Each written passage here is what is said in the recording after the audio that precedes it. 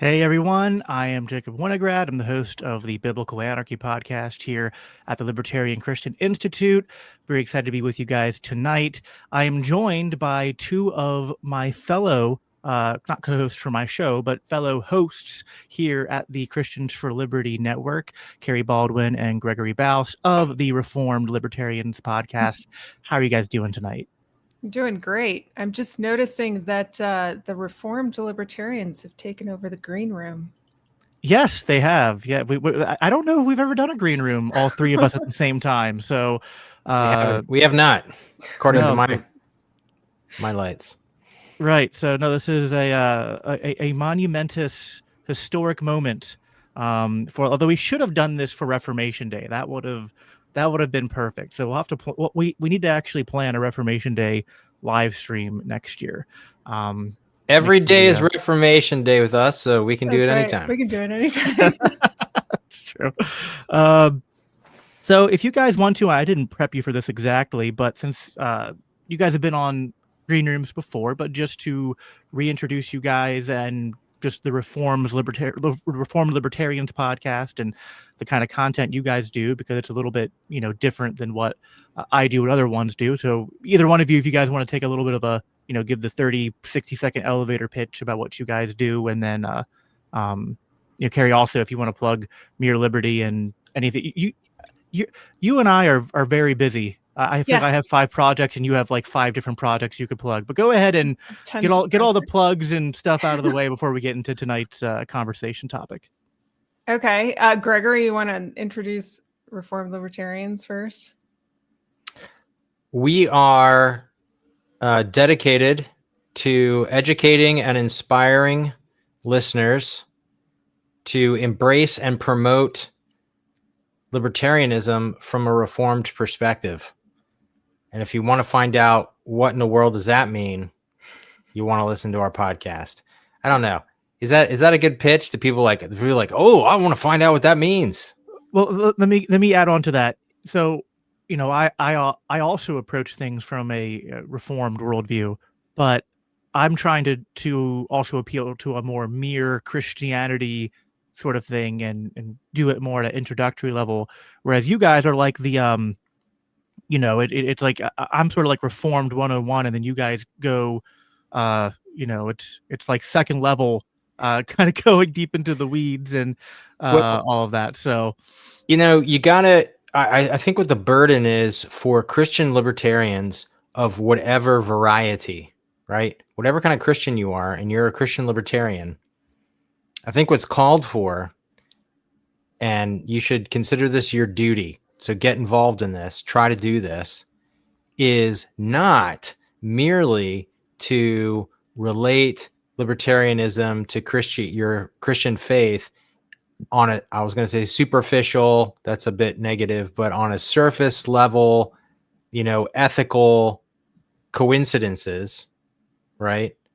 But to the deepest level of religious convictions that produce a distinctively Christian theory. That's what we're about. We're about articulating that as scholarly, rigorous, but armchair scholar understandable level of explaining the Christian grounds for political theory.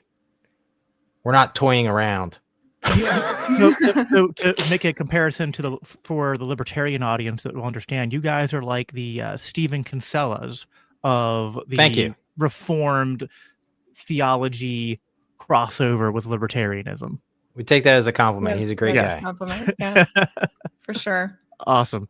Kerry, you want to go ahead and Greg, if you have anything else, or? Well, I also want to pitch if any Lutherans, if any classical confessional Lutherans are listening to this by chance, I would like to be in contact with you. I'm working on a project of getting some Lutherans together. So for Lutheran libertarians. So let's chat. Yeah, we know we need more. Like, I know some Lutheran libertarians, yeah, but they are a underrepresented faction in terms of all the sort of ecumenical dialogue within the Christian libertarian community. So, yeah, no, that's a good idea. By the way, I see a lot of you are watching on the vertical stream, and I'm going to do my best, which I might forget sometimes, to while one of us is talking, to maximize it if we're talking for a long time, so it looks a little bit less weird for you. But you can also, if you just prefer to watch it normally, we have it streaming both vertical and just the regular 16:9. So wherever you're watching, if you're on YouTube, you can click on the channel button to go to the live feed and watch it normally if you prefer to do it that way. But however you watch it, we're happy to have you here. We're streaming to YouTube and X tonight. But Kerry, go ahead and if you want to plug Mere Liberty and the other things you have going on. Sure. So I am the proprietor of mereliberty.com. My mission there is to challenge and rethink prevailing paradigms. It is coming from a reformed and libertarian perspective, but I talk about all sorts of different topics, from abortion to critical thinking to women in the church, things of that nature. So let's see what else. I have my own podcast, Dare to Think, which is actually going to be relaunching sometime early next year, maybe. I've got some work that I'm doing behind the scenes on that. And then I'm also a co-author on the book Faith Seeking Freedom, which is being currently expanded, and not sure exactly when it's going to be published, but it'll be sometime next year. So those are some of the projects that I'm working on. Awesome. Yes. And I will also be, so I have edition 1 right here. I can show everybody. This is Faith Seeking Freedom version 1. And as you can see, yep, that was Dr. Norman Horde, Doug Stewart, Kerry Baldwin, and Dick Clark. Edition 2 will also have myself and then fellow Libertarian Christians co-host Cody Cook on the byline as well. So yeah, that'll come out sometime next year. And we're super excited for that. We've done a lot of writing and bickering, and then more writing and then more bickering, and but I think the final product is going to be really nice. So super excited for that. So tonight's conversation, what I wanted to have you guys on to talk about, I listened to a recent debate on Tim Pool's The Culture War show, and I was interested to watch this because he had two people who I kind of often when I follow them on social media, I'm often disagreeing with them, but for different reasons. And I know they disagree with each other a lot. And so I thought it was going to be interesting, and it was. But they talked about a lot of stuff that I was the entire time I'm listening to it, I was like, I was so mad that there wasn't like a principled Christian libertarian there in the studio to just like offer the correct contrast to both of them, because it was literally, you know, one of my favorite memes is it comes from Family Guy, where he's just sitting at between his two kids at the table, and they're just acting, you know, obnoxiously and horribly towards each other, and he goes, kids, you're both just awful, right? So, and you know, listen, and I don't want to be too disparaging. There are, you know, things about Joel and his work at the Babylon Bee, which I've liked over the years, and Auron MacIntyre over at the Blaze. He's done stuff with Scott Horton and other libertarians at the time. So he's, you know, although he's a little bit disparaging libertarians in this conversation, at other times he has been, you know, more friendly to us than other conservatives. But they both have things where they're right, both have things where they're wrong. Even where they're right, though, they're oft, you know, when one of them is making a good point, they're not able to back it up because they don't have the correct epistemology or the correct political philosophy backing up their claims. And so I thought that it would be fun, because a lot of what they get into, they're talking about what is the path forward for America, and then kind of reflecting back on the history of America.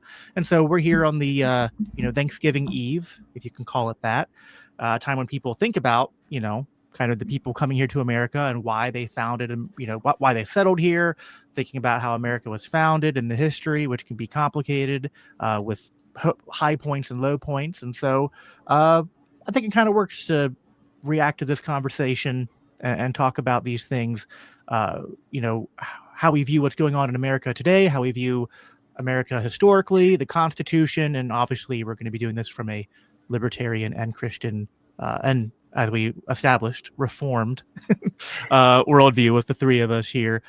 Kerry, I know you also listened to the conversation. Did you have any, just sort of, I guess, like meta level, introductory level thoughts in terms of your takeaways listening to the whole thing? Well, I mean, the whole conversation starts out with, this idea that everybody on the right united to defeat the left in the presidential election when they elected Trump. And then, now that he's been elected, there's less of a reason for the right to be so united. Their differences are coming out. And the big major question is, well, where do we go from here? How do we get to what we want? And what principles are the principles that we're going to actually, put down, put our flag down on? And I remember thinking during that thing, I said, oh, this is the question that libertarians get all the time. Like, oh, this sounds really nice, but how are we going to get there? And it's certainly a valid question. But what I keep hearing over and over and over, whether it's the question for libertarians or even the discussion on Tim Pool's show, what I notice over and over again is people want like central figureheads. They want their, they want their front man. And right now the fight is, well, is it Nick Fuentes? Is it Trump? Is it Thomas Massey? Like, who's the front man? Who's the one that's actually like the totality of the representation of our ideas? And that's a very statist, central planning perspective. And it's one, libertarians can't answer that question. Shoot, we're having fights about whether Dave Smith should be the face of libertarianism.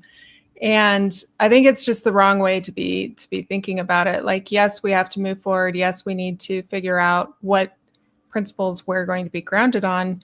But it necessarily has to be broad tent if we believe in a free society. And so it's very difficult to say, well, my little niche of Christian nationalism or my little niche of originalist constitutionalism or, whatever other niches are out there, whatever Nick Fuentes is, I can't peg him down. Like that, I think that's the wrong tactic, but that's what people keep on going for is who's the central figure and how are they going to actually get us back to normal, whatever that is. Yeah, no, I think that's all well said. Greg, you decided to just come in here and kind of be the confused Gen Xer who's like, I don't know who any of these people are. I don't know exactly what you guys are talking about, but explain it to me like I'm 5. So we're going to be trying to kind of That's what I was going to say. I was going to put it more entertainingly and say, pretend that I'm in my 50s and that I've never heard of any of these guys and I don't know what they're talking about. So, yeah, who is Tim Pool? Where did he come from? What's his shtick? Tim is just a podcaster. He was originally kind of actually very similar to me. He was like he did a lot of coverage of like Occupy Wall Street, and he kind of came from more of the progressive, like the real progressive left, but not a woke progressive lefty. But when the left went woke, then he was kind of like one of those original people who came from the left and was like, oh, the left left me because they're just going into all this woke insanity. And that did kind of put him into more of actually for a while, a libertarian orbit. And so he's had guys like Dave Smith and Scott Horton on and featured people from the Libertarian Party and movement on his show a lot. But he does like a daily show which is just like covering the news with a different group of panelists each night.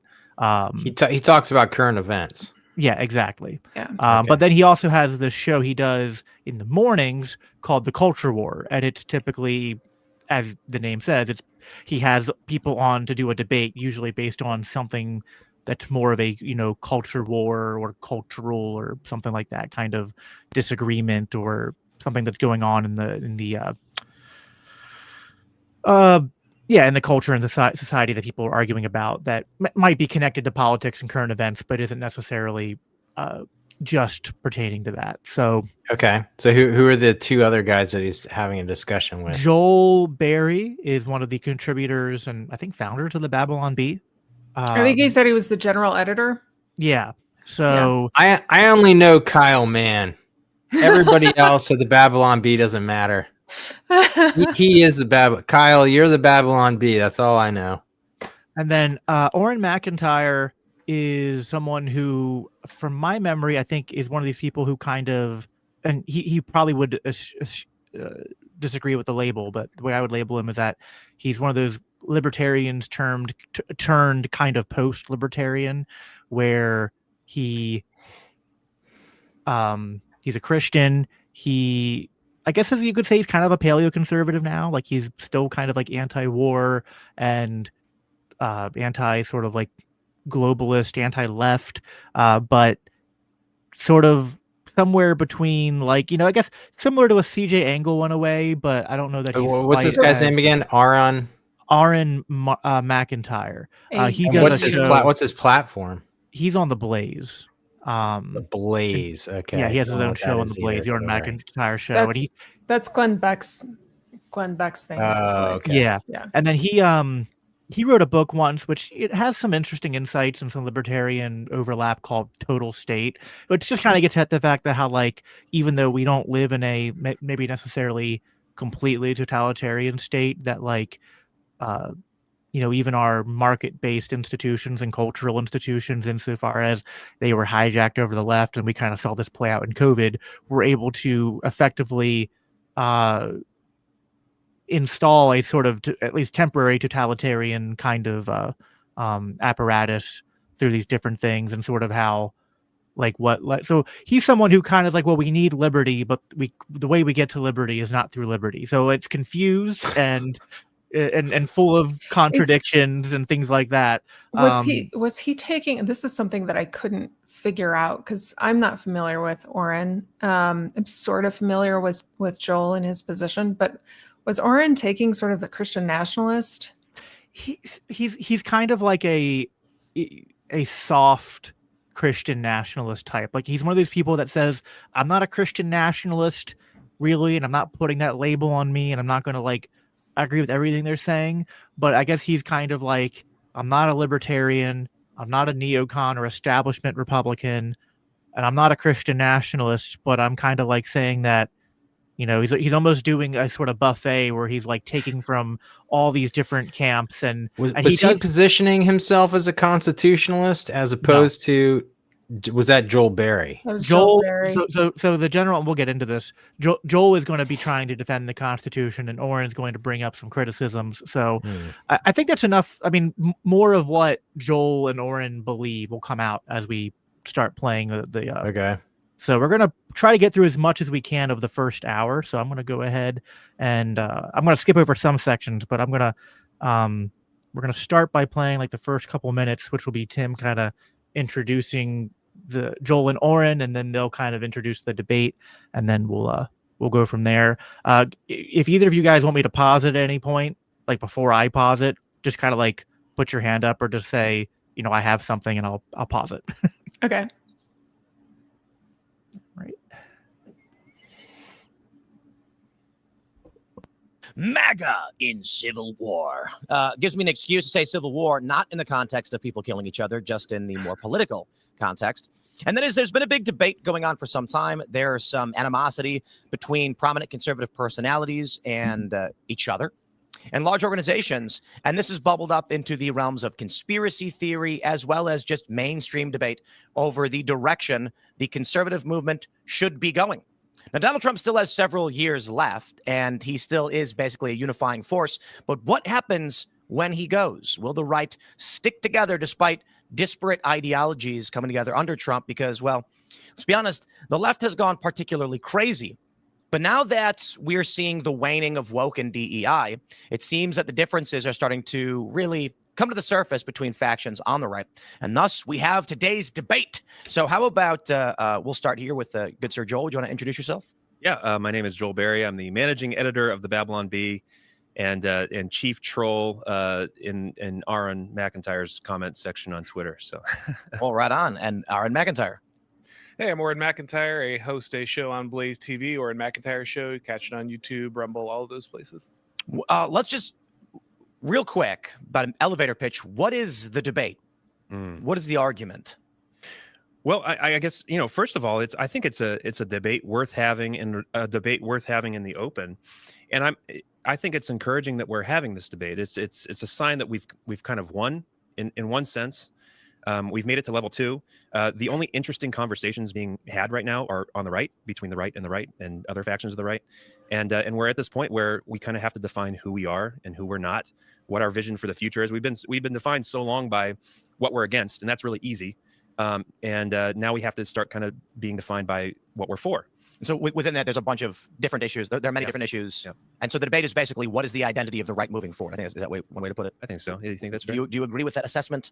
Yeah, I think that's reasonable. I think obviously, as Joel said, what was holding us together was fighting the left. And as soon as you get done, the nature of coalitional politics is the minute you come into power, then you decide what part of the coalition is going to be driving this thing. And I think there's a lot of clashes that were unresolved, even though Trump took power and unified in a lot of ways. Foreign policy, a lot of American identity, issues of nationalism, these things were not completely addressed. And so now they have to be worked through in one way or another. And that's what you're seeing play itself out.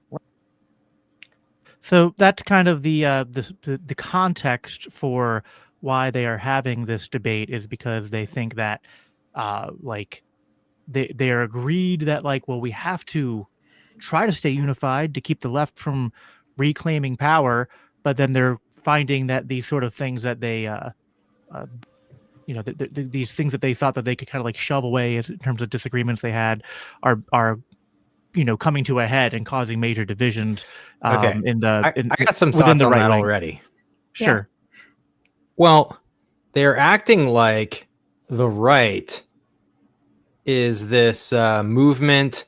There's different, it's like different denominations within Protestantism, and they all kind of said, okay, we're going to have this decided get together and support Trump. Give me a break. There are more voting Republicans than there are Democrats. So for the time being, and don't tell me, Biden won, and so that, is up in the air as to a fact. No, that was completely BS. He did not win. That was fraud. There are just more Republicans and Democrats. The Democrats couldn't, scam the election this time, so Trump won. It's not like the right came together to elect Trump together, on some plan. That's ridiculous. Okay, so that's my first thought. By the way, for YouTube terms of services, Greg is just suggesting this in Minecraft and not in reality. So this is alternate reality Greg is speaking of. Anyway, continue. Okay, so the idea that the right, somehow came together to elect Trump. His opponent was Kamala freaking Harris. Yeah. There's no way the American people were gonna elect that, toilet zombie. Give me a break. Okay, so Trump won because obviously. Yeah, okay, I think that's a good point, because we've been, for the past as long as I can remember, we have been voting for people because we hate the other guy. Yeah, that's obviously. That's what's been going on. And conservatives have completely lost any sense of principle. All they've been doing is conserving the status quo. Okay, so that's my second point. So then they're talking about, now that we came together and we elected Trump, which is not what happened. They're like, well, now we got to figure out which principles are going to guide our movement. And it's like, you don't have principles guiding your movement. Yeah. And Trump is not a principles guy. So obviously, these people are just living in La La Land. I mean, I'm shocked at how dumb they all sound. Well, that's the problem with having a political party and identity So that's just crazy. based upon we're not the Democrats. And Oh and to my be fair, the gosh, what a Democrats bunch of do the same lunatics. thing in reverse. And then so it's always this sort of forestalling of it's always the most important election of our lifetime, right? And so we're always encouraged to sort of forestall acting on principle, on voting on principle, or not voting on principle because, well, I guess maybe one day we'll have to do that, but not this election. Yeah. This election, if the other side wins, then it's the end of our country. And again, both sides are always saying that. And I guess it's one of those things where like, because I did vote for Trump this last time around, and I was like, well, maybe, I don't know, like maybe once in a while it's like the boy who cried wolf, and maybe it could be. But still, like even if there are some elections that have some consequence, it doesn't change the fact that the underlying problem is this sort of, the trolley changes from blue to red, but still continues to drive, towards the edge of the cliff.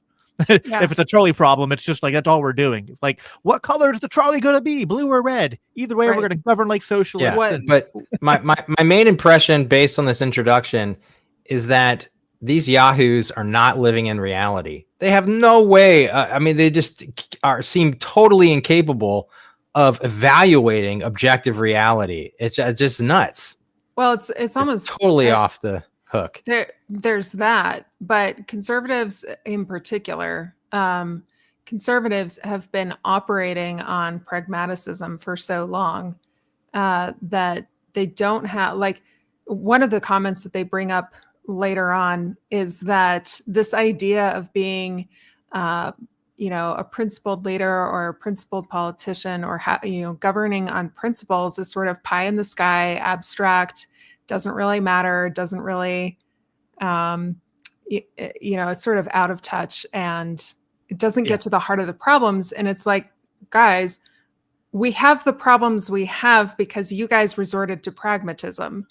And now you're saying, oh, we need to have principles and figuring out what our North Star is and what unites us all. And they abandoned it. And they don't even have a high view of principles to begin with. They think it's pie in the sky. And then, as we'll see coming here soon. So this I kind of framed the title for this stream like, what is conservatism actually? Because that's what they're arguing about in a sense. And Joel is going to, in this next segment I'm going to play, almost attempt to define kind of what unites conservatism in a way. But then, as you're going to quickly find out, is that it's mostly positions and sound bites. But then when they start pressing for where are we grounding this in, and how are we going to, like, do you have a well fleshed out theory? Like, well, no, we just have to figure it out. So I'll go ahead and bring that back up, and we'll play that next section. And I want to start with this. One of the breaking points, I suppose, or one of the inflection points is Tucker Carlson. It's not just the interview with Nick Fuentes, but also his appearance at Charlie Kirk's memorial and his general sentiment towards Israel, Zionism, or some people just outright said he's anti-Semitic. And we saw text messages from Candace Owens, from Charlie, talking about not wanting to remove Tucker Carlson, though there were donors pressuring him to do so. So it seems like this is the big point. And it seems like the word that pops up every time is Israel. Is this maybe the central focus of what this argument is about, or are there other issues at play? I want to say no. I think Israel is maybe kind of a symptom of the problem, and it can be a huge distraction, and we could sit here for 3 hours kind of going back and forth about it. By the way, I'm going to be adjusting the speed because they all talk at different speeds, but if it's ever going too fast for either one of you, just let me know. Go for it. Israel, because it's such a contentious issue. But I think that the fight is a little more fundamental than that. And Auron, I want you to make sure I'm characterizing it fairly too. But maybe it would help if we kind of, I wrote down a little diatribe here because I wanted to kind of just list all of the things that I think we do agree on. Because the question I get all the time, and I've heard you being asked this question as well, like, why are Joel Berry and Auron MacIntyre fighting? Like, why are you guys at odds with each other? You seem to agree on like 98% of stuff. What's going on? So I wanted to kind of define that a little bit. Is that fair? Like, can I just kind of like run through some of these things? Yeah. And then you just tell me like if I'm off or, if I'm characterizing it well. I think this is where we agree. So in 2006, I was in Fallujah. I was an infantry Marine, thinking I was fighting for my country, fighting them over there so we wouldn't have to fight them over here, that whole line, But But when I came back, I started school, I went to university, I realized that the real battle to save America, it wasn't overseas, it was here, because the most dangerous enemy to our republic was running our universities and institutions. So what we've seen over the last 150 years, leftism has destroyed our culture and our Constitution. From FDR's New Deal and his devastating expansion on the bureaucracy, the horror of abortion, LBJ's Great Society, it destroyed the black family, permanently dependent underclass. We've watched over a century as our Constitution has been eaten away, from civil rights law, which led to the permanent enshrining of leftist dogma, from racial quotas in congressional districts to DEI, to forcing women to change with men in their locker rooms. We've seen the value of our dollar be destroyed by government spending. We've watched as our own nation became a totalitarian state during COVID, and no one has been held accountable for that. We've seen our government and media lie to us again and again. Mass immigration is destroying our culture. Leftist judges and DAs punish good and reward evil. Young men can't afford to buy homes. Young women are completely fried on SSRIs, birth control, and communist religion pumped into their cute, empathetic female brains. Americans are not having babies anymore. Muslim immigrants are. We watch as death to America is chanted from Dearborn. Somali flags are flown in Minneapolis after we fought 2 pointless wars on the false premise that if we fight them over there, we don't have to fight them over here. Young white men were subjected to the most wicked bigotry and racism and discrimination. And all the while, we watched as our quote-unquote dignified conservative class did nothing about it. We heard lofty platitudes, and conservatism conserved very little. We saw our churches. We saw cowardly pastors who were supposed to be speaking truth into the culture and standing against the spirit of the age, instead went along with it. And so here we are, and a ton of people have lost faith in everything. All right, so I want to pause it there for a moment. Kerry, I wanted you to speak a little bit to this, because I know you are I forget where, I know you served. I forget exactly where in the military you served. I know you served. And there's something here where, like, he starts to approach something where I'm like, he's kind of like, all the pieces are in play, but I don't see him connecting the dots, right? Because he's like, man, our economy's crashing, the currency's being debased and devalued, we have all this debt, we have all these sort of like erosions of our liberty here at home. And Tyranny also only started in 2020. Right. And then he's like, but he also, like, he started with like, well, I served and we fought these pointless wars, but he only connects it to Muslims. And I'm like, you don't think that, like, you know, the erosion of our liberties and the debt and all this has, you know, anything to do with the military industrial complex? And it was more than just 2 pointless wars. Like, I mean, unless you're, depending on how you, if war is only boots on the ground, even that I think is wrong. But like, what about all the countries where we've done regime change and drone strikes? And so I'm just like, you know, there's something there where I feel like he's sort of like, you know, again, all the pieces are in play, but he's not. So it's like, because he almost sounds like he could be doing a Ron Paul thing and being like, you know, the obvious connection between all of these things is that, like, we have the economic system we have because it allows the empire to be an empire, right? Yeah. But he's not actually doing that. Well, I'm guessing that him and I are probably roughly the same age. My brother was in Fallujah, actually. So, did he say he was in the Marine Corps or the Army, or did he say? I forget if he said. My brother was in the Marine Corps. He was in Fallujah. I guess the second time. So it depends on when Joel was in Fallujah. I was in the Air Force. Yeah, I think, you know, as I was listening to him, I had this moment where I was just like, oh, bless his heart. Like, I see him being sort of at the beginning of realizing that the military globetrotting is a problem.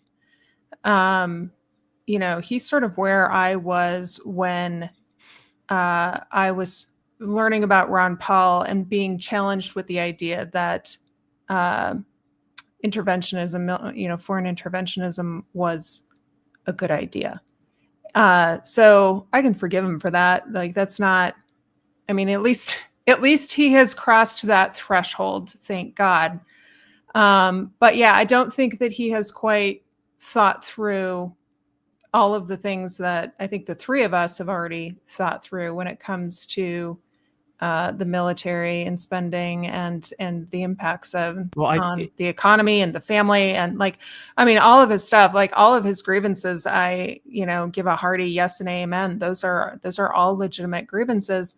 But you want to talk about tearing up the family? Let's talk about PTSD. Let's talk about the wars and the impacts on veterans and the abuse at home and all of those things. There's a huge impact from that, and we can't let that go.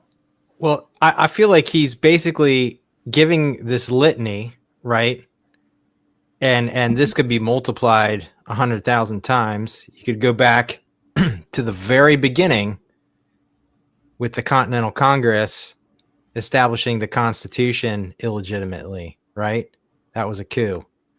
But in any case, so you could just have a list of the hundreds and thousands of things that the government has done to damage society and undermine liberty, and it's like his conclusion is, okay, what are we gonna do to like help this institution that's an unmitigated evil in our lives be better or something? I don't know where he's going with it, but he's acting like, I mean, like at the end of that list, to connect the dots, somebody clip this and send it to this guy. What's his name again?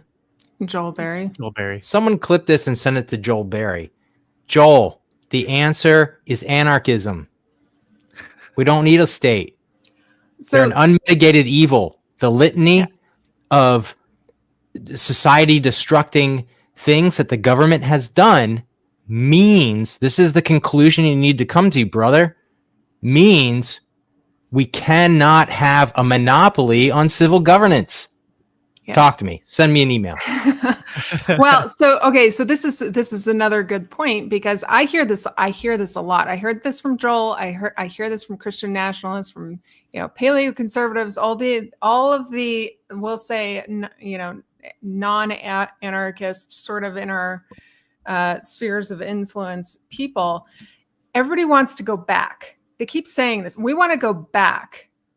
And Joel brings this up. He's like, I want to go back to the Constitution. And Auron's like, which one? Which was a great question, which we can get into later. But the point is you can't go home, Pinocchio. It's like, it's over. We have to move forward. You can't go back. And so it's either you look at the good things that that America was founded on. You can take all those good things, discard all the bad crap, but it's not going to look the same. We're not going back, guys. We have to move forward. That's the only way. And if we're forward thinking in that way, then maybe we stand a chance at acquiring a free society again. But it's not going to happen as long as you're romanticizing history. Yeah, I will say one of the things that we're not going to get too much into here, but since we were talking about Ron Paul and the wars and all that, I think there's a lot of people like Joel Berry who I think try to give a little bit of credit to the non-interventionists to say, yeah, there are some dumb wars. But as Tim Pool alluded to, then Joel kind of sidestepped, for Joel especially, Israel is a stumbling block. And he claims not to be a dispensationalist, but I follow these guys on Twitter and I see what they post, and he is constantly railing against guys like Scott, guys like Dave, guys like Ron Paul, guys like Tom Woods, people at the Libertarian Institute and the Mises Institute, because we're principally and consistently non-interventionists and against foreign aid across the board, including for the nation state that calls itself Israel. And he's spending his spare time listening to Prager University. Is that the problem here? Maybe. Yeah, I mean, to some extent. And to some extent, it's a mixed bag of, even though he's not a dispensationalist, he does, I think, have some Christian Zionist and at least dispensationalist influenced views in terms of the covet. So I think he gets this sort of like a cop out to say he's not a dispy, because some people will do this by saying like, well, I don't believe in the rapture and I'm not, like, they're eschatologically not dispensationalists, but there's a lot of evangelicals who are still covenantally. Yeah. So he's just an independent evangelical, right? Yeah.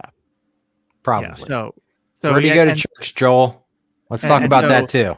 Now, to defend, generic non-denominational evangelicals, there are ones who have, at least who are on the covenantal level, who have embraced the Reformed view, right? Like I go to a non-denominational church that like part of our becoming a church member is reading through the Westminster and London 1689 Baptist confessions and understanding covenant theology and distinguishing, ourselves from the more dispy crowd and all that. But Joel is very much, and then he also has this thing, which again is complicated, but it's like, well, we have to be pro-Israel because Muslim bad. Right. Which is like, because of Dearborn in Minneapolis. Does he live in California? I don't know where he lives.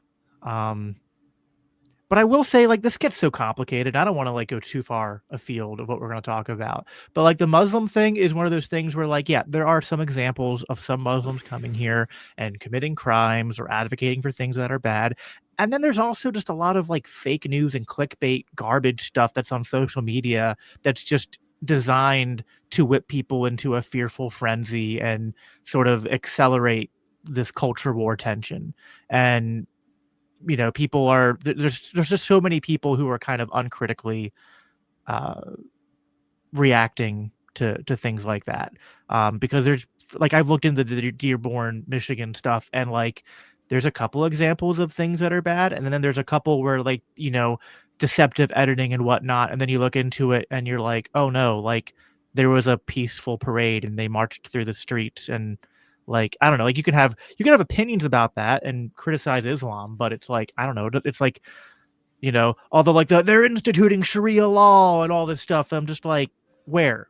Like I always ask them, like, where even in Europe, it's like, where they actually instituted Sharia law and they're actually like in charge of the criminal courts and legal systems and turning any province in Europe or America into a civil Muslim district, and it's like, I haven't seen evidence for that happening. Yeah, you got a Middle Eastern immigrant rape problem all over Europe. That's for sure. Yeah, that did happen. Yes. So I do think that what they're doing is setting up parallel courts for their own people.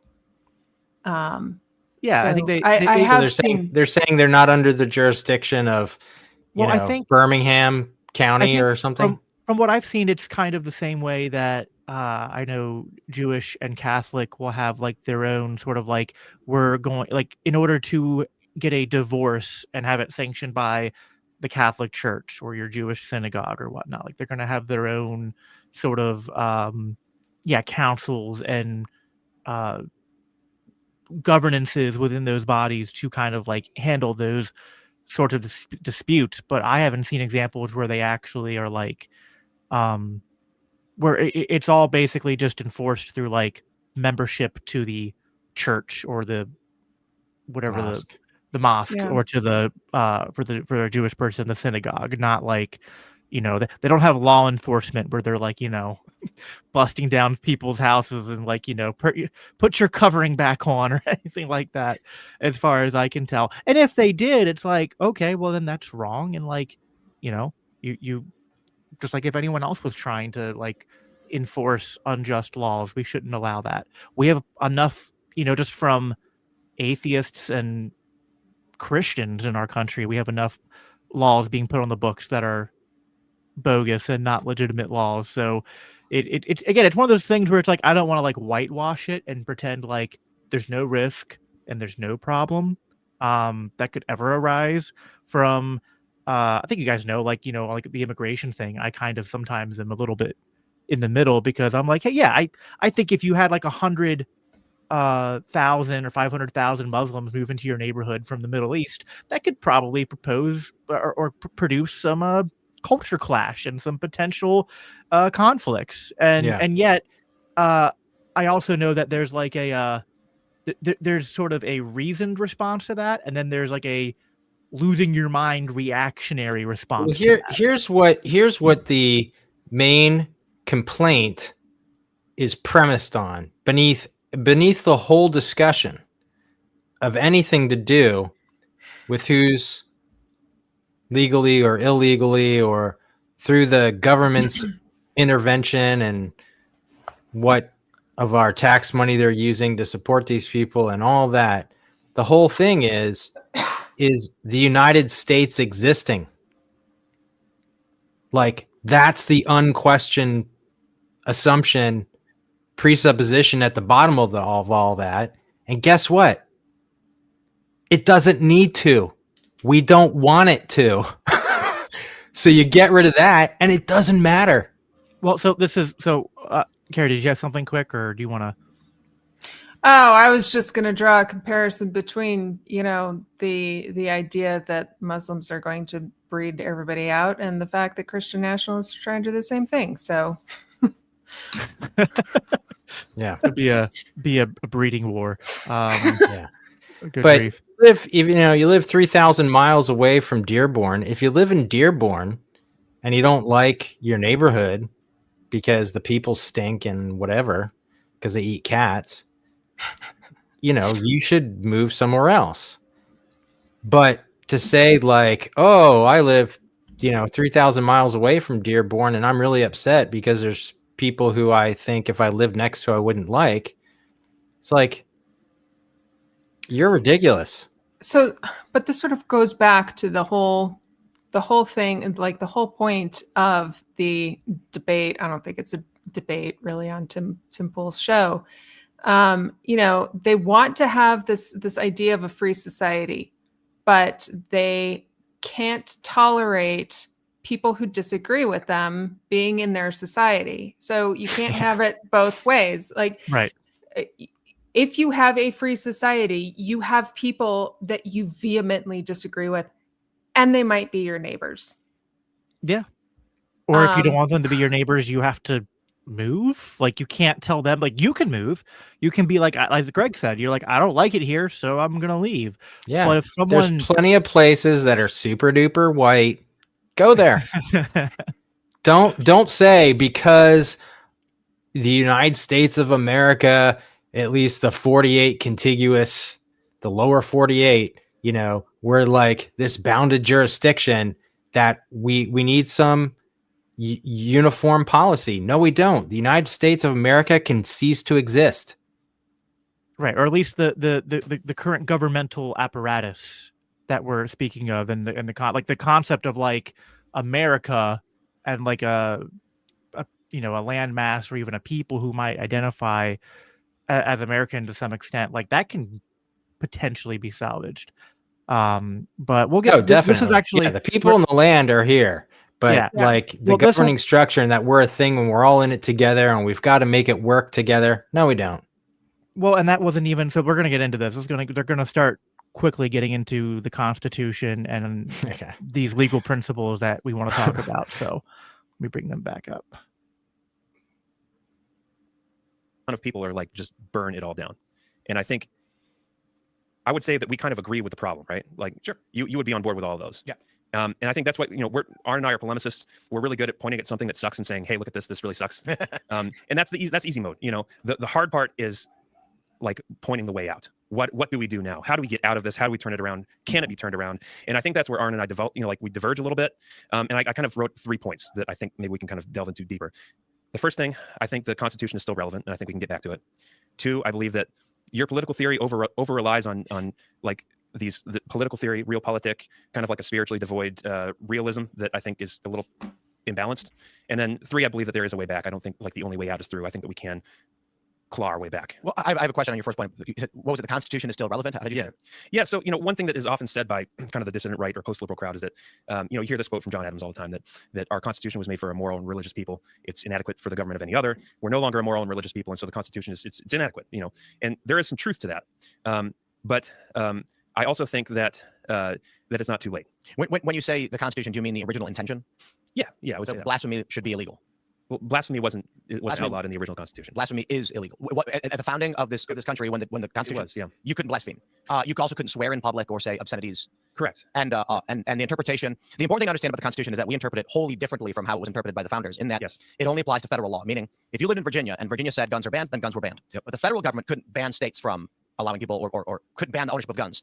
So when we look at the Constitution right now, and people say it should apply, they're talking about a dramatically different interpretation. Right. Yes. And go ahead. When you say the Constitution is still relevant, the question is which one? right? Because as Tim has pointed out, after the incorporation doctrine, we radically change our understanding of what the Constitution meant. Of course, another radical change comes. I mean, we don't number our republics, but we have changed the fundamental meaning of the Constitution many times over. When we got rid of the Articles of Confederation, we were one country. When we instituted the Constitution, we were a new one. When we instituted the 14th Amendment after the Civil War, that radically changed the way that federalism works. We basically destroyed the 10th Amendment right then and there. Incorporation doctrine changes it again. The civil rights regime more or less rewrites the entire Constitution, our understanding of it. So the question is, I have for most people who want to return to the Constitution is which one? Because what I find is most conservatives say, oh, I want to go back to founding. No, you don't. You don't want to go back to what the founders actually believed. You don't want to go, and that's okay. But let's be honest about what we're talking about. What we believe now, what conservatives in the 1990s believed, what they believe now is radically different from what the founders believed. And if we went back to what the founders believed, most people saying, I want to return to the Constitution would be up in arms and they'd call it some kind of religious Christian nationalist fascism. Like they would. They absolutely would. They wouldn't let the Immigration Act of 1790, like they would not support a return to those things. So that's critical when we say we can go back. It's going back to what? When? I agree. All right. So yeah, this kind of gets into a lot of what I want to talk about, which is I think that Auron has a good point here, which is actually, I think, to be consistent on this, like it's better grounded in the kind of critique we would give of the Constitution as Christian libertarian ANCAPs, which is that this is part of the problem with the Constitution. He's going to get more into this later, of course, but that like you brought up like the originalist interpretation, right? Well,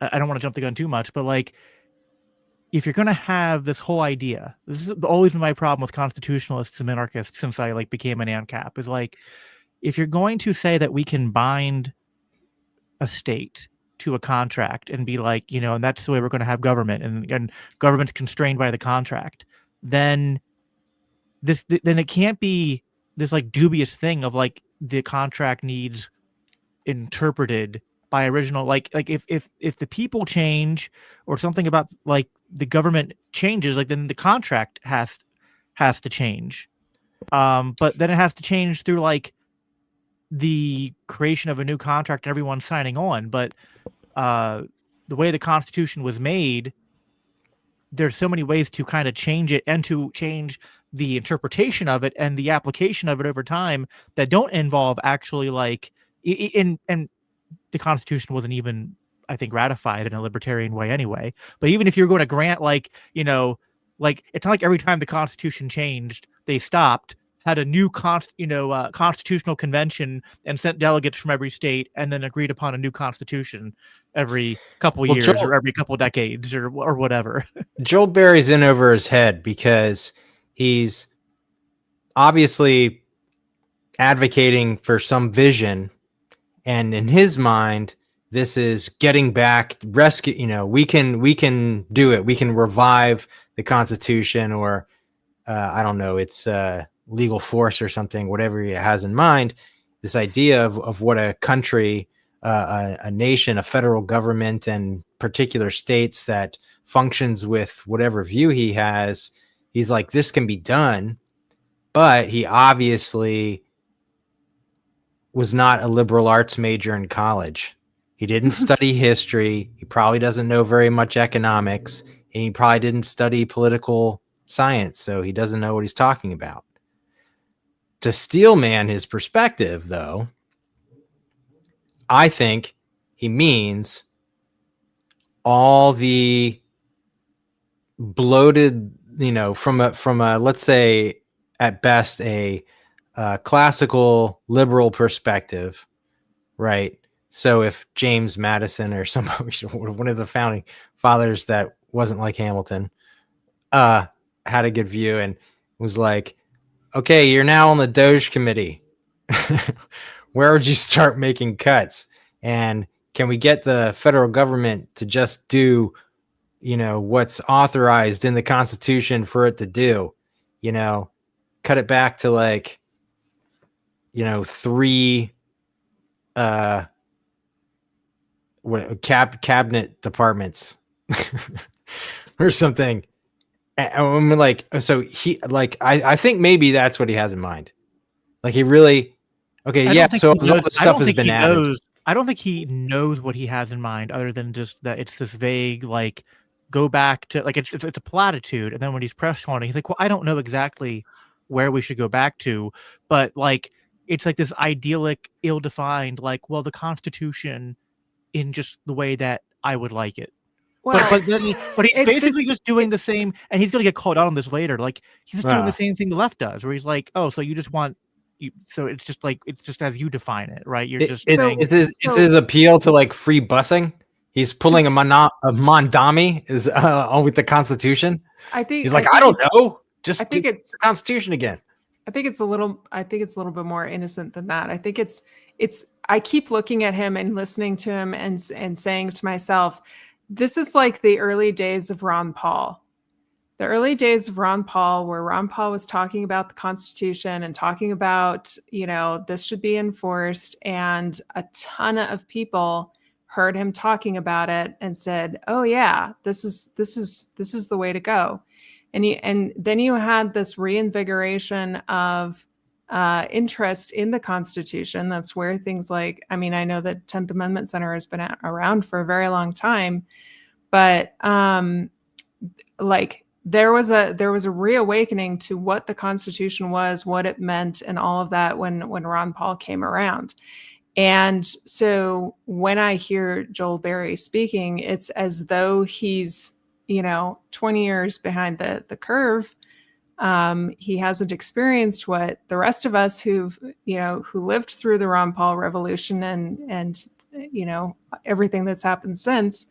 And he's just getting started. And I think a lot of us started with the Constitution, started with going back to those ideas. But I know for like myself, I spent way too much time trying to get back to a constitutional sort of ideal here locally. I spent 8 years being a minarchist, and just, finally coming to the conclusion, this just doesn't work the way we think. Like, this doesn't work the way the American mythos says it's supposed to work. It doesn't look anything like that. When I was a constitutionalist, I already knew. I was like, as soon as I, became sophisticated in terms of like, oh, what the Constitution is actually doing is supposed to be regulating, people outside the Reformed faith are unfamiliar with what's called the regulative principle, which means you can only do what's specified, what's specifically said, you can do this. It doesn't, if it's not stated you can't do X, Y, and Z, it doesn't mean you can do X, Y, Z. Right. It's like you can only do the things that it says. You can do 1, you can do 2. Okay, and that's it. And that's the only 2 things you can do. You can't do other things. You can only do 1 and 2 because it says you can do 1 and 2. Okay, so when I learned that's what the Constitution was supposed to be, and I was like, wow, the government is gigantic. It's like this, super disgusting, obese American who eats junk food and wastes their money on DoorDash. Yeah. Well, I think so like I like, as soon as I realized that, as soon as I learned what the Constitution was, I was like, well, like, the government's obviously illegitimate. Yeah. I've read the Declaration, and it says we need to overthrow governments like that. So immediately, as soon as I had any cognizance of what the Constitution was, I was like, well, let's get rid of this government now. And that's where Joel should be. Joel, you need to wake up, buddy.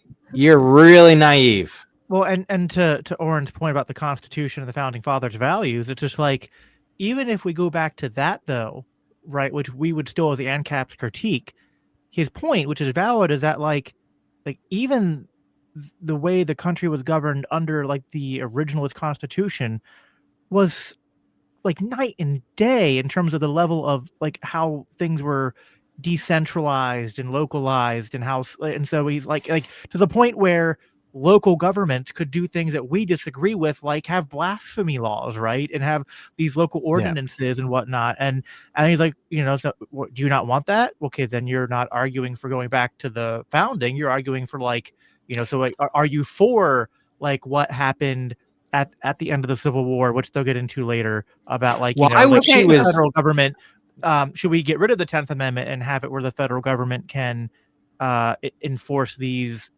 certain values, whether they're from the Civil Rights Act or other things, down on the state and local ordinance, to be like, no, you can't do that. Now, like, we as ANCAPs would say, now on one hand, we don't want blasphemy laws. We don't want Sabbath laws. On the other hand, the way we suppose to handle that is not to create a central power that's going to then come and, overrule local communities and what they're doing, but to have competing systems of law, which, at least the Articles of Confederation was getting way closer to than what the Constitution instituted. But they were conflating a few things. First of all, there is the idea of returning to originalist constitutional principles. And then there's the laws that existed at that time period, right? And what Tim Pool and Auron both were trying to do was to say, if you go back to the principles, you get all of the laws that existed at that time. That's not necessarily the case. So I think that there was a conflation, and maybe even intentional conflation, to try to trip up Joel Berry on that. But it is not the case that just because those principles are in place, you're going to get, just sort of a replay of the, late 1700s, early 1800s, whatever. Well, no, you'd have to be specific, like, because you could say, well, I want the governance structure of the the original Constitution, but maybe not all of the cultural. So you got to be specific with what you're appealing to. Sure. But I think some people can kind of we can sort of view the founders through a very modern lens and just be like, oh, they they had all of the same sentiments we have about culture and religion and things like that. But that is why you can't go back. That the only way that you move, the only way that you can move is forward. And so any evaluation or analysis that we have for those constitutional principles are going to be interpreted in a 21st century lens, with an aim to move forward. And so we can, like I said before, you can take the good and you can discard the bad, and you can try again, and you're going to run into new problems that then we have to solve. And the cycle just keeps going. Well, if he himself had the interest in the Constitution that, let's say, non-libertarian Republicans who became fans of Ron Paul, they became fans of Ron Paul, and they're like, "Oh, the Constitution sounds really important. Maybe I should find out about that." And they started reading Ron Paul, and so on. If he developed that level of, even, I'm saying, that basic level of sophistication, that would be great, because then one of the things he would be saying was, well, a centralized national bank is unconstitutional. Right. The Federal Reserve is illegal. Well, that's illegal. But that's so if that dawned on him and he was like, yeah, well, what I mean is we need to get rid of the Fed. Then we're like, yep. Yeah. But then ending the Fed means no more money to Israel. So that's a major tripping point for, unfortunately, a lot of these. Okay. So again, these people hit a point where they're like, I've seen Ben Shapiro do the same thing. Ben Shapiro used to be against talking about the Federal Reserve because he said, well, most of the people who criticize the Federal Reserve are anti-Semitic, which is a code word for they don't support Israel. Then he started to tell me Jews run the Federal Reserve without telling me Jews run the Federal Reserve. Yeah, holy cow! Just go ahead and perpetuate that stereotype. Right, exactly. Man. And then he started to soften a little bit on it to be like, yeah, maybe the Federal Reserve should at least be audited, or maybe we need to And then as soon as October 7th happened, then it's full blown back to, I mean, but I don't know if you guys have seen this. And I'm not making this up, but back when Ron Paul was running in 2012, Ben was constantly like all the time smearing Ron Paul as an remember that. anti-Semite. Even though like anyone who's ever listened to Ron Paul for like 5 minutes would be like, this guy? You're saying this guy is a raging anti-Semite Nazi who wants to kill Jews? Like, seriously? Like, at one point, Ben Shapiro said that, like, Ron Paul is literally fantasizes about strangling Jews. I was just like, yeah. So, I mean, yeah. So it's absent. But this is the problem. That there's people who they have. And Ben used to say he was, like, you know, a fiscal libertarian, right? But he's not. Because the problem, these people will sometimes try to say that, okay, we're pro-liberty and we want to go back to small limited government, we're constitutionalists, but they're not, right? Because when they run into these other things that they want to keep, right, they're like, well, we want to. And anyway, Auron's going to call him out on this later, so we'll keep playing here, and I'll add more commentary when we get to that point. So the question then becomes, if we're trying to maintain a constitution, a government, I think Auron makes a good point of which one, what is the actual argument for what the country was and why we support it. And this is, it's frustrating to me because I hear this a lot from moderate or mainstream conservatives, arguments about defending the Constitution. Well, the left says quite literally the exact same thing, but they view it very differently. So what I think we're seeing is... What do you mean by, like, give me an example? The leftists argue that we have free speech, but free speech never included hate speech. Hate speech, of course, is speech meant to deride or denigrate minorities or specific groups of people. Free speech meant you could express your opinion, including burning flags. The right says, no, burning a flag is out of the question, but you are allowed to disparage whoever you want. There's different interpretations of what the First Amendment was supposed to be. So if you go back to the founding, free speech was no blasphemy. You certainly can't lock yourself together in the middle of the road. That was nonsense. Now we have a wholly different view. In fact, George Carlin got arrested for swearing. You couldn't swear back then. You couldn't say obscenities. Right. So we certainly don't believe in free speech as the founders saw it. We don't believe in free speech as they saw it in 1830. We have a different interpretation. And since the past maybe 15 or maybe 20 years, there's been a bifurcation in American culture as to the understanding of what all of these amendments actually do, notably the Bill of Rights, but even up to the 14th Amendment now, where the argument is anyone born here is American, whereas the rights argument is no, this meant if you were born here at the time, you were a citizen. So I don't know what we're trying to maintain or restore with a constitution other than we have a moral worldview. We use some of the amendments to defend and uphold that moral worldview. To be completely honest, if the majority of people in this country decided the 14th Amendment meant something different, it would be applied that way. So the Constitution really is largely a symbol. So this is really critical. And this is what I want establishment conservatives to understand. Look, I grew up on talk radio conservatism. I totally understand these pitches. I believe all these pitches. I'm familiar with what they're saying. When you turn the Constitution into a deity, when you deify the Constitution and you make it the central identity, you create a scenario where people are just fighting over the meaning of the words so they can control the definition. A Constitution is not some contract that's written up that then defines the country. A constitution is a reflection of the way that the people are constituted. It is the way that they live their lives, their traditions, their beliefs, their values, their heritage, their language. Okay, can we pause here for a second? Doesn't make the people. The people make the Constitution. 20 the seconds Constitution more. only works when the people are already clip. living in the way that the Constitution lays out for them. That's what makes a republic, because they are people who are self-governing. They are living in the way of tradition, and no one needs to come in and tell them how to live their lives and dictate to them each move because they already have such a tightly woven culture. All right, so that was where my timestamp ended. Yeah, so a lot there. Again, going more into like how we define what a constitution is. But Greg, what are your thoughts? Well, Auron, how do we say his name? Auron, I don't know. I think it's Auron. Like orange, Auron. Kind of. Yeah. Okay. What a ridiculous point. We've been ripping on Joel. Now I'm gonna rip on this other guy. So stupid. Like, no one's arguing about the Constitution, man. No one's like, well, I'm gonna control the definitions of these words. No, it's completely irrelevant. The Constitution is a smokescreen. I mean, and when was the last time you saw anything on C-SPAN or whatever, and like they're like, well, we can't have this bill. The gentleman from Louisiana. Well, I'm sorry. Paragraph 6 and subsection 3. It says blah blah. No one cares. It's all BS. Everything the federal government does is with total disregard to the Constitution. No one's using the Constitution to manipulate anything. Hold on. You're right, but here's the part you're leaving out.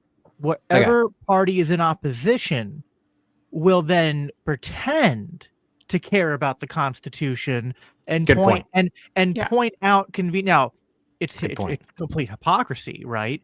Yeah. Because when the Democrats- Okay. when the That's when they Democrats bring up the are- Constitution. yeah, When they're like, I'm when- not in when- power. Right. When the Democrats aren't in power, they're like, how dare Trump use the executive branch power to do all these Yeah. unconstitutional things? And when Joe Biden's in there, it's like, oh, what? Every president does this. What's the problem? Yeah. Well, this goes back again. I mean, basically what he's saying is it doesn't matter the words that are written down in the Constitution because the meanings of those words always change, which is very leftist woke critical theory sort of thing to say. And part of that has to do with the fact that we've turned the United States as a government has turned very pragmatic. And, they've turned away from this idea of principle. And here libertarians have been, ground pounding on the idea of principle and holding to principle and making sure that we have a well thought out political theory. And all of these pragmatists and populists and all of that on both sides just want to stick their fingers in their ears and say, la, la, la, I want the Constitution to say what I want it to say. And now they're mad that we're in the situation that we're in. Right. Well, I think that part of the point that Auron's making, though, which I think has some legitimacy to it, but the problem is he's taking it in a different direction because he's making a point that, like, well, the constitutions don't matter, and he doesn't get too much into his views on this debate, but like he kind of has, as Joel called out later, a more Machiavellian view of politics. So he's not saying this from a libertarian view, but a libertarian could say something similar about the Constitution and say the issue is that the one of the issues with having a constitution is that it is sort of like the Constitution is at best a reflection of the values of a certain people at a certain point in time, but then it's set in stone for all these people, and even the things that are kind of like put in there that allow it to kind of change over time are insufficient. And we would say that this is why republicanism or constitutionalism is not true liberty, because it doesn't allow for the constant kind of flux of law to be practiced and adjudicated in a fashion that adapts well over time, right? In this decentralized fashion. And so when he's kind of saying the point that like, he's kind of right in a sense that like a minarchist constitutionalist republic could only work in this mythical land where the entire population had this faith and belief and agreement with everything that's already in the Constitution to begin with. Otherwise, like they're eventually going to be arguing over, what the word. So like, we obviously don't want to say that like, I agree with you, like there is words have meaning, and we don't want to take this in like a woke direction, but there is like a libertarian version of this critique, which I think has validity. Maybe I'm not expressing it the most clearly, but let me bring up a parallel or an analogy. You tell me if this is what side of this he falls on.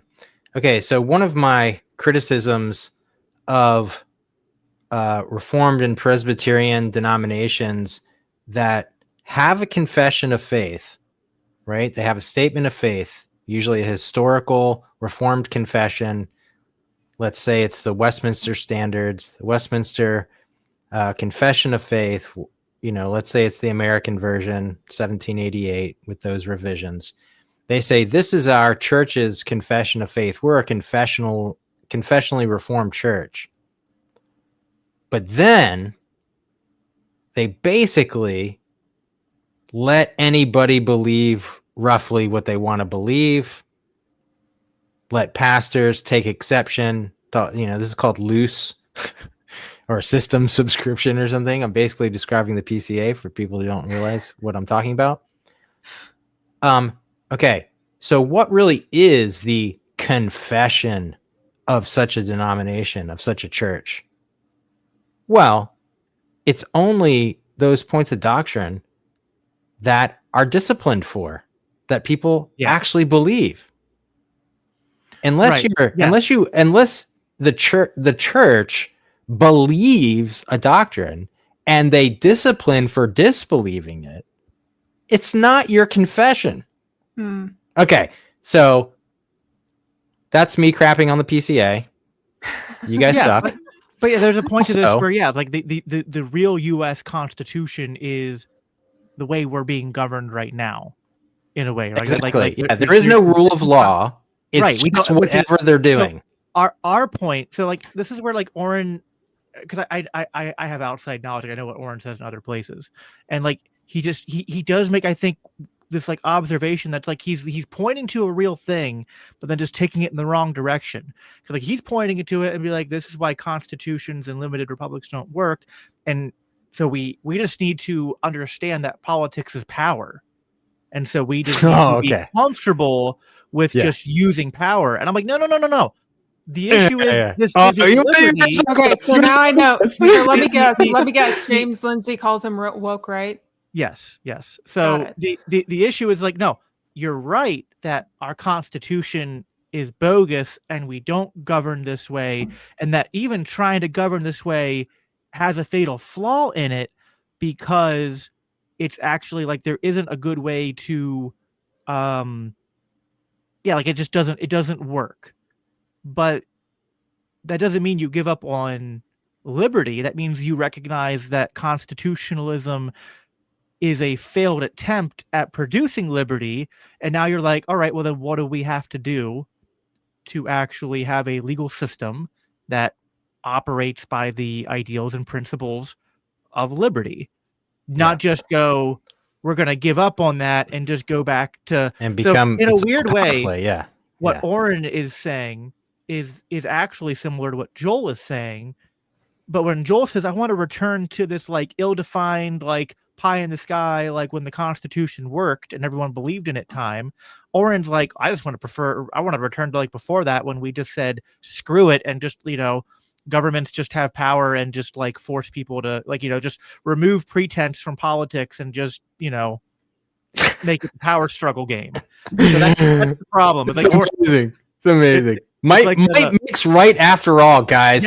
Yes, that's the problem. Is like he's recognized that we don't live in a limited republic, that we live that we have all this pretense, but what lies underneath of it is sort of like the ruling elites and might makes right. Then go ahead. But then why do they care? Why open up this conversation by saying, how do we unite the party? What platform are we uniting on? Like, why? Because they wanted to decide what they're going to shove down everybody's throats once they seize power. But it doesn't matter. Shove down throats. But that's my point, is it doesn't matter. If the only thing that matters is a Machiavellian view, and that it's just who's got the power and how do you keep it, it doesn't matter what your principles are. It doesn't matter what you believe in. Good point. You've got the power. Who cares? Why are you talking about this?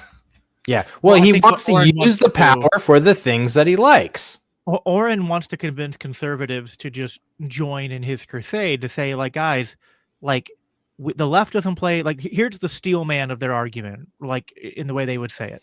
Not that I agree with it. The left doesn't play by the rules that you're saying we need to play by. So we just need to play by the same rules, and we have to seize power and enforce our values. Either they're going to enforce their values on us, or we enforce our values on them. That's the nature of politics. You can wish it wasn't that way, but that's just the way it is. So figure out what kind of society you want to live in and act to make it happen. So wait, Yeah. let me for just their preferences. So it's the left is going to strong arm us into holding their values. The left's values, and so the right needs to strong arm the left into holding their values, but they don't know what their values are. They're just the right doesn't know what their values are. The right doesn't know what their values are. Well, maybe not, but there is a practical value. Is we don't like people that aren't like us, people that aren't like me. Their values are a solution, guys. Don't bother with the politics. Just round up everybody who's not like you and put them in a gas chamber and turn on the gas. Their values are Christian aesthetics. and sometimes not Yeah. even actual Christian aesthetics, but what they think are Christian aesthetics, right? It's Yeah. like we want the streets to. It's like the streets are clean, but in a Christian sense, right? Like that's what they want. Yeah. But Yeah. it's superficial. It's nominal. Well, so anybody who's listening to this, I don't. What do we got? You got numbers on who's watching? We have 135 people watching at this point in time. That's Although nice. by the time this has like gone fully circulated, we'll probably have somewhere between 500 and 1,000 who have tuned in. All right, I'm talking to, if you're watching this live right now, 9:26 Eastern Standard Time on Thanksgiving Eve. I have a message for you. If you're one of these people listening and you're thinking, well, I don't know about this full-fledged stateless civil governance, this non-monopolistic libertarian anarchism. I don't know about that. Why? Because you're attached to some idea of the rule of law, right? I already know that's what's got, holding on to that piece. You're like, I don't, what are these guys saying? It sounds like chaos. There's an article called Anarchism as Constitutionalism by Roderick Long, Long. There's a lot of stuff Roderick says that is total baloney, but he's right about this part. Yeah. I forget which episode Reformed Libertarians podcast has it in the notes. Maybe it's episode It might be the 3, 4. the legitimacy one. Yeah. Yeah. In any case, it's probably episode 3. But just you could look it up. You can probably find a PDF version, and this is going to help you conceptualize stateless, non-statist, non-monopolistic civil governance in a way that's actual constitutionalism, that's actual rule of law, and not the facts on the ground that we have now, which is power politics. And you can't manipulate it to your best interest. Yeah. No, I agree with that. Let's play. We're not going to be able to get through everything I had, but let's play at least one more clip here, which I think will be a good place. That's right. This has been illuminating. I'm shocked that you people waste your time listening to this garbage. Holy crap! This is so ridiculous. You gotta meet people where they're at, Greg. You gotta go down into the muck and be like, and yeah, be like, we have something different to offer here. So yeah, let's wait. I'm gonna do my Tim Pool imitation. You ready? Here we go. Okay, go for it. Oh boy. Cultural identity. That everything is second nature. They govern themselves, which is to say the community governs. It is tied to those traditions and those beliefs. The Constitution has never and will never compel people to live in a particular way. And when you turn the Constitution into this, the thing that defines you as a people, then it's just about arguing over what that document means. And that's why we so radically changed what the country is, because we abstracted ourselves into this legal definition that can be manipulated by people making arguments rather than tying it to actual beliefs, actual religion, actual tradition. Well, so you're partially right there in the sense that the Constitution and our laws are a reflection of the people, but you're kind of doing this postmodern thing where, at some point, what do words mean? People define them differently. It's whoever's in power is the one who makes the decision. I'm a moral realist. I believe that words actually do mean something. You can determine what words mean based off of the intent of the person who wrote them to the best of your ability. While yes, the people create the Constitution, I also think that the Constitution and the laws shape the people. And I'll give you an illustration of this. So, if the Constitution is just a snapshot of the people, why did we have to write it down? Why do you think we had to write it down? Well, the argument, again, for many is that you don't, right? But this is Joseph de Maistre goes into quite a bit of detail in the generative nature of political constitutions as to the advantages and disadvantages of writing things down. And this is something, by the way... but why do you need the government to enforce it? If it's all coming from the people, why do you even need a government to enforce the law? I mean, if it's springing from the people and the people are going to do what they're going to do, I think they're constituted correctly. I think your question actually goes to Auron's point as to why you need it written down is because the Anti-Federalists and the Federalists were debating. I was just getting to that, yeah, because not everyone was on board, right? Well, more importantly, the Federalists did not want a Bill of Rights because they were worried that enumerating the rights would make people believe that those are the only rights available to them. Right. So they actually thought that writing it down, capturing those rights, guaranteeing those rights was a downside for the Limiting. Constitution because Yep. it would be limiting. And so this is one of the things, if people have rights, you don't have to tell them. You don't have to enumerate them. That was the understanding of the Federalists, which is why they push back against this. And so you end up in this scenario where, look, you understand, having been to the Middle East, right? Yep. Like that actually, the idea that everyone has a right to life, liberty, and the pursuit of happiness or property is not actually self-evident to a lot of cultures, a lot of peoples, right? Correct. And so actually, any non-Christian culture. correct, yeah. right? And so when we say self-evident, we meant self-evident to a specific people. So it's not that I don't believe words don't have meaning. Well, I the believe- original draft of the Constitution didn't say self-evident. It said like something like divine and inspired. It was Yep. more religious in nature, And- and because the Declaration was it was a statement of theology. It was a Christian state. It wasn't Enlightenment. You know, the other thing too. You know, I think one of the big debates. You know, there's kind of this new populism on the right. It's more. I don't even know how to describe it. It's more focused on people. It's a little more animal, a little more real. That's where I wanted to. I stopped a little late. Again, there's something there where Auron's making a at least somewhat valid critique that like, and I think Joel's kind of again. They both have a point. On one hand, law and governments can shape culture, but not in a positive direction, right? At least not that. More often than not, that's not the way it works, because we understand that the nature of the state is, and especially when you have a democratic state, is that people get in there and you know, they're incentivized to act on like getting reelected. Getting reelected means, well, I now have this monopoly of power, so what favors can I offer to voters, to corporations, to lobbyists, in order to secure my so there's all these incentives that happen because of the system you're in. And so and then once you allow government to sort of like infiltrate into different spheres like education and like the economy,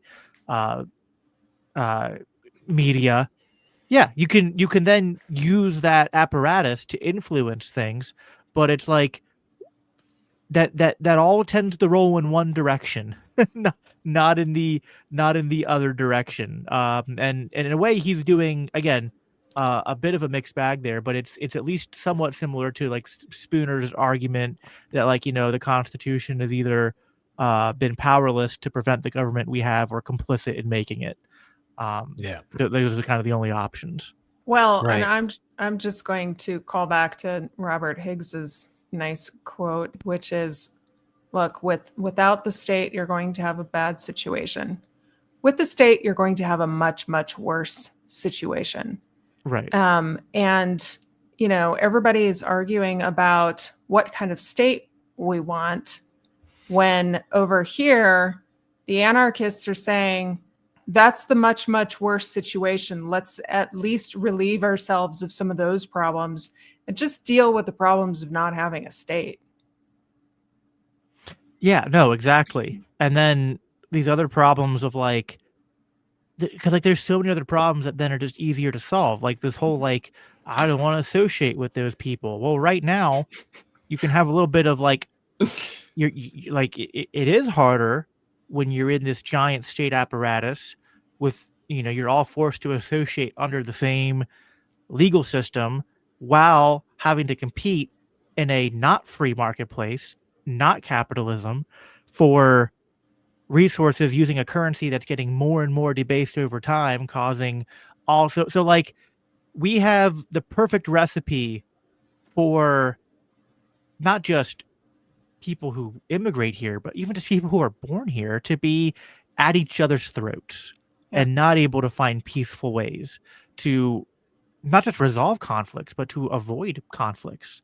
Right. The ghost of Bastiat haunts us all again.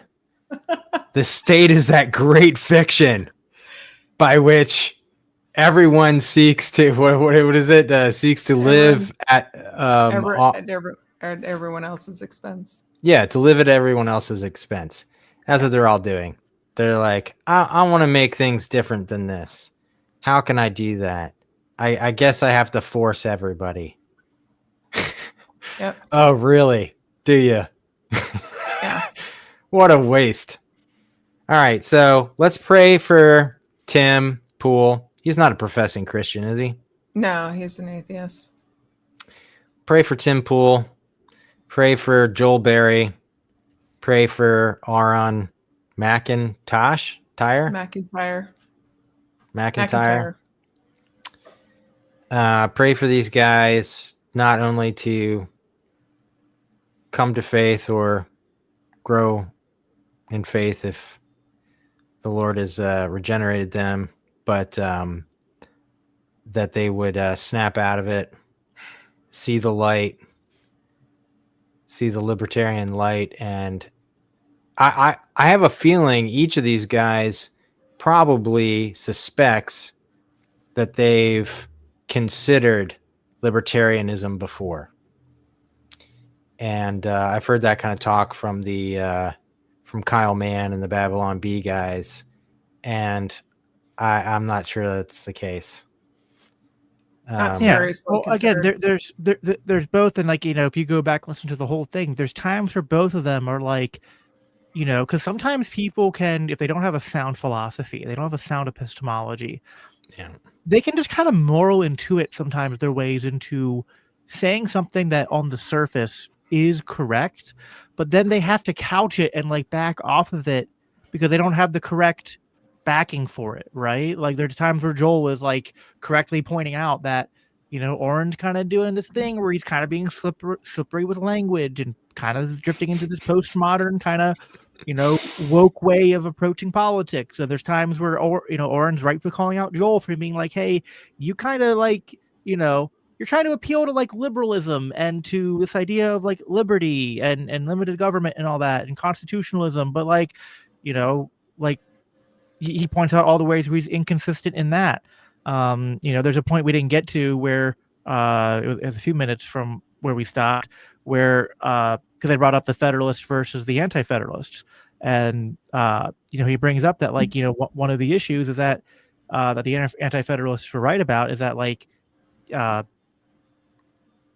you can't have like the sort of cause and effect of like once people think that like their rights have to be enumerated, then that's a very slippery slope to our rights come from government, right? And that's one of the major issues that I think the Anti-Federalists were right about. And then the other part about like again there's this just glaring contradiction then on the other side with Joel, which is that he wants to have a limited republic but still be a global empire. And I'm like, even if I was a minarchist and I believed in the idea of a limited republic, and I'm like, well, you can't do both.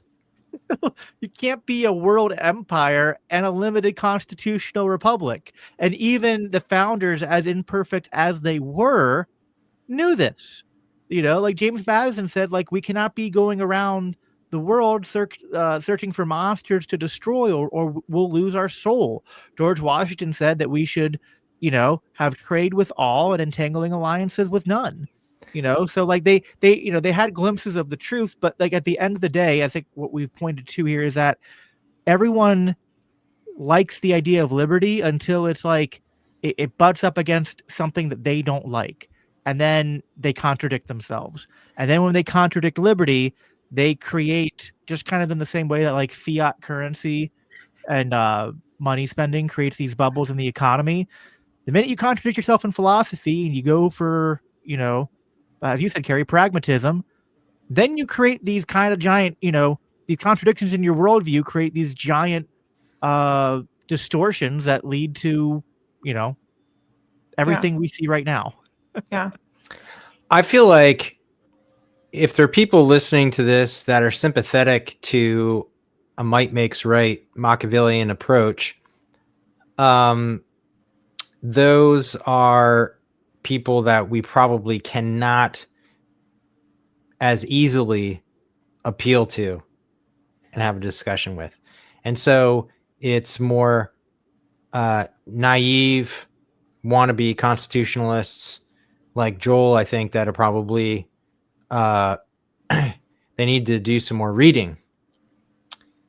You get plenty. I don't want to sound like one of those guys is like, do the reading, but it helps. It helps. You get through these discussions sounding less like a dum-dum. So let's recommend. Yeah, go ahead. I hear what you're saying, but at the end of the day, I think they're more similar than they are different if you zoom out, because that's the point I was trying to get at. Like they're both doing the same thing. They're both going, I like liberty up until this point where people I don't like get to do things I don't like. Right. That's kind of at the end of that, like it's kind of the same. And they can't, and we agree. We obviously don't like things that we don't like. Right. But we don't think coercion on principle. We think it's immoral and unjust to use coercion to stop them doing it unless the things we don't like are coercive. Right. So look, people, how do you differentiate when you can use coercion or not? It's when the things you don't like are themselves coercive. Exactly. Then you can use coercion to stop them. That clarifies. Well, other things you got to just, you got to move or just suck it up.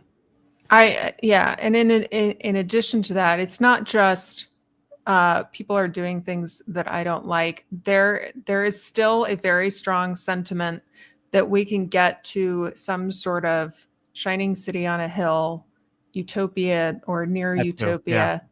That the point of government is to order society in such a way that everybody is flourishing, everybody is peaceful, everybody like conflict goes away, or it's easily solved by the system that they've set up. Like there's this idea that you can get to at least a near utopia. I don't think anybody would say, perfect utopia, but there is that idea. Whereas I think all of us from an anarchist perspective, we recognize that that's not achievable, right?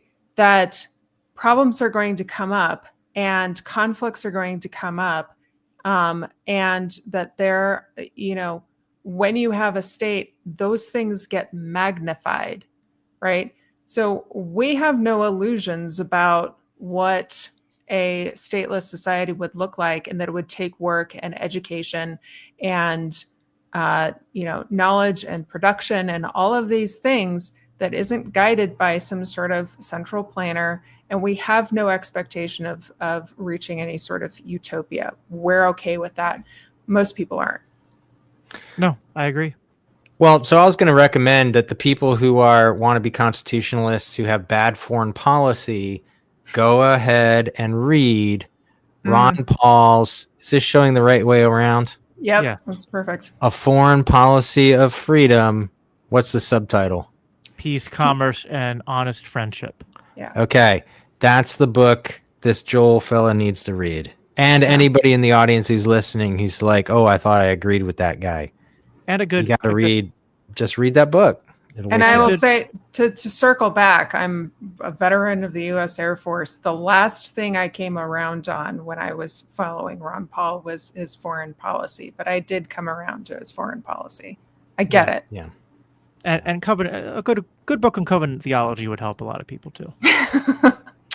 Oh, that's true. Start going to a good church that, believes a historically Protestant confession of faith, not one that, the church planting group wrote up or borrowed from Gospel Coalition. Just because a nation state names it Israel doesn't mean that we owe it our undying support, right? Just like if I named my son Jesus Christ doesn't mean that you have to worship him. If there's any connection. In New Mexico, we call him Jesus. Yes. Jesus the second. And you'd be like, I don't know. I feel like I should listen to this guy. I feel like I should do what he tells me. Yeah. Awesome. Thanks, Kerry and Greg, for being here. Thank you, everybody, for the audience for listening. If you want to support what we do, go to libertarianchristians.com/donate. Support the show, support the Institute, what we're doing, all the books, articles, and podcasts that we do. I hope you all have a wonderful Thanksgiving. I will be back here again next Monday night. So we usually always do a green room on Monday evenings. I've been doing more on other evenings as well. Make sure you follow us. The best place to get, first of all, if you're watching on YouTube, hit that subscribe button and ring the bell. You'll get notified of upcoming live streams. And then if you want to follow us on X at LCI Official for the LCI account, and I'm at Biblical Anarchy. And then you see Kerry and Greg there, if you're watching on the video, have their handles to follow them on social media. For Kerry, that's at Mere Liberty. And for Greg, you can follow Greg and Kerry's podcast at Refo Liberty, and of course check them out at reformedlibertarians.com, right, with the S. Yep, with the S. Remembering that correctly. All right, thank you guys for being here. Thank you all for listening, and we'll talk to you guys next time. Take care.